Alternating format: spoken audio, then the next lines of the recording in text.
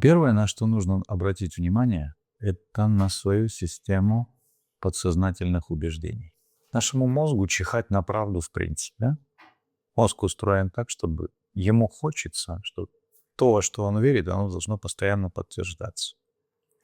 Допустим, если вы думаете, и вы убеждены, что отрегулировать свое пищевое поведение, его нормализовать будет делом сложным, тогда, чтобы оказаться правым, ваш мозг сделает так, что вы не заметите ни одного легкого пути. Почему? Почему мозг себя так по-свински ведет? Да? Потому что, когда он оказывается правым, в кровь выстреливается лошадиная доза гормонов удовольствия. Полезный подкаст от Виталнан.